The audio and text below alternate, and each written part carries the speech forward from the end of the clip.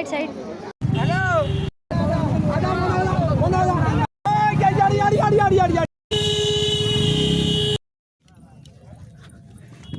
ओह के जंत्रणा।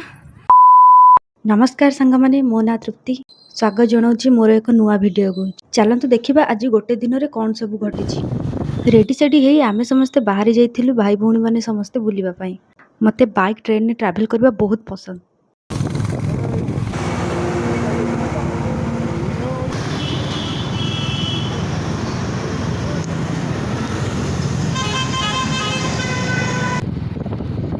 Main road पर्यंत तो सब किछि ठीक ठाक थिला किंतु किछि संकीर्ण रास्ता थिला जोठी कि टिके असुविधा हेतिला। देखि पारथिबे गोटे साइड रे लोक माने जाउचंती एवं अन्य साइड रे लोक माने फेरुचंती ताको नियंत्रण माने भिड़ नियंत्रण करिया पई पुलिस आर थिले एवं तांको साहाय्य करिया पई सेठिकार किछि लोक मध्यम थिले। विशृंखला जेमती सृष्टि न हो सेथि पई से माने सेथि प्रति ध्यान दउथिले एवं आमे धीरे सुस्ते सेटु बाहर को बाहरी आस्तिलु। एटू बहुत भिड़ स्टार्ट हेतिला धीरे धीरे किछि किछि जगह रे मध्य रास्ता क्लियर थिला।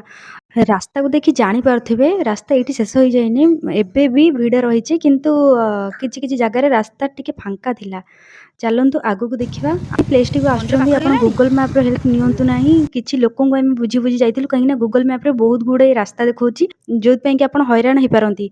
रास्ता को देखि आपण माने बुझी पारथिबे कि केते भिड़ एठी लोक माने एठी रास्ता रो दुई साइड रे गाड़ी पार्किंग करि रखिथिले। पार्किंग करिवार कोनोसी सुविधा सुजोग एठी नाही पडिया ऊपर रखिथिले। आउ एठू आगु को जिबा गाड़ी रे आगु को जिबा संभव नथिला सेति पई आमे गाड़ी को पडिया रे रखी कि चाली चाली जाइतिलु। एठू हमें 15 मिनिट पाखा पाखी ठिया हेतिलु काहेकि ना एते भिड़ एई रास्ता को पार करी अतिक्रम करी आमे आगु को जिबा संभव नथिला। जेहेतु आमे रज संक्रांति दिन जाइथिलु सेति पई बहुत भिड़ थिला। हां जदि आपण अन्य दिन मानकर मंदिर टी को आछचंती तो आपण आराम से गाड़ी रे जाई परिबे रास्तार असुविधा नाही किंतु एठी बहुत भिड़ थिला जोत पई कि आमे गाड़ी पार्किंग करिया पई एठी जागा नथिला आमे पडिया ऊपर गाड़ी रखी कि जाइथिलु। दीदी मो समस्ते आमे पडिया देकी जाइथिलु काहेकि ना बहुत भिड़ थिला। मते बहुत कष्ट होतला सेति हम खाली बादरे दीदी मो आमे खाली बादरे चल चली जाउथिलु। देखंतु अन्य माने भी केमती रास्ता रे माने पडिया देकी जाउचंती तांको हम फॉलो करि करि जाउथिलु काहेकि ना सेतबेले वर्षा भी हेतिला कादो भी थिला सेति पई सिंगल रोड एटा कि डायरेक्ट हम मंदिर पाखु जे पहुंची परिबा अलगा दिन मानकर जदि हम गाड़ी रे आछंती ताहाले हम डायरेक्ट मंदिर पाखर जेंकी गाड़ी रे पहुंची परिबा किछि भी एठी असुविधा हबार नहीं किंतु जो दिन फेस्टिवल किंबा जेमिति कि सोमवार कि श्रावण मास सोमवार किंबा बाबांकर कोनोसी बार रे जदि आपण आछंती एठी डेफिनेटली बहुत भिड़ रही थाए सेतबेले आपण को टिके तो एमती मेहनत करिया को पड़िबो। आउ गोटे दीदी कहला मु जोता माड़ी के जीवी सेम जाई परिबिनी काहेकि ना रास्ता बहुत ताती थिला।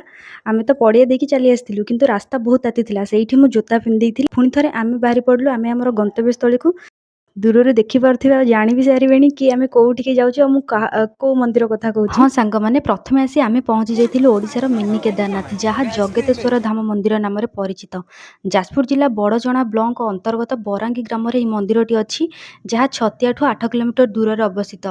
बहुत दिन रो मोर गोटे इच्छा थिला कि केदारनाथ मंदिर जिबा पई किंतु केदारनाथ मंदिर तो आमे जाई पर नथिलु किंतु आमे एठी आसी पहुंची जाइथिलु जगतेश्वर धाम रे जहा मंदिर रो कारुकार्य केदारनाथ भଳି देखिବାକୁ होइतिला। सेदिन बहुत गरम होतला सेति पई भक्त मानक ऊपर से माने पानी स्प्रे करथिले।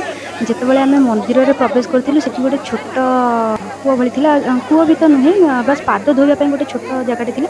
जेतेबेले आमे एंट्री करथिलु प्रथमे हम पाद धोइ हेतिला से पानी रे तापर जे हम मंदिर रे एंट्री करथिलु। मंदिर रा डाहाण पटरे अग्रपूज्य गणपति बाबांकर गोटे मूर्ति अछि जहा पूरा पत्थर रे निर्मित होइछि एवं मंदिर रे दुई साइड रे आहुरी दुईटी मंदिर मध्ये रहिछि। देखि पारथिबे केते भिड़ सेठी निश्वास नेबा पई भी जागा नथिला।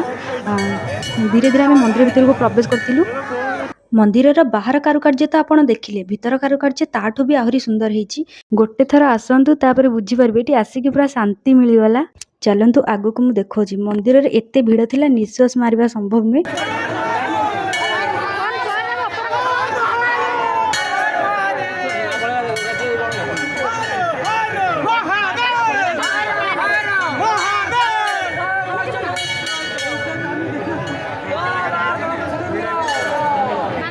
ଆମର ଭାଗ୍ୟ ଭଲ କି ଆମେ ଠିକ୍ ଟାଇମ୍‌ରେ ଯାଇ ପହଞ୍ଚି ଯାଇଥିଲୁ।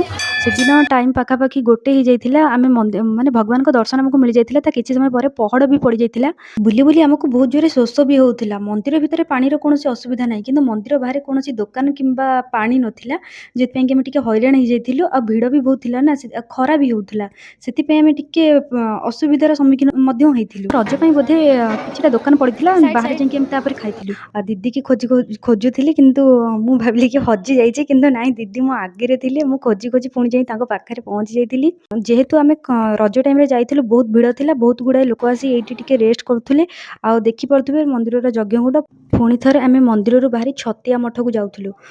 ଛତିଆ ମଠ ଏଇଠୁ ହଉଛି ମାତ୍ର 8 କିଲୋମିଟର ଦୂର, କିନ୍ତୁ ମୁଁ ତାର ଭିଡ଼ିଓଟି କରିନାହିଁ।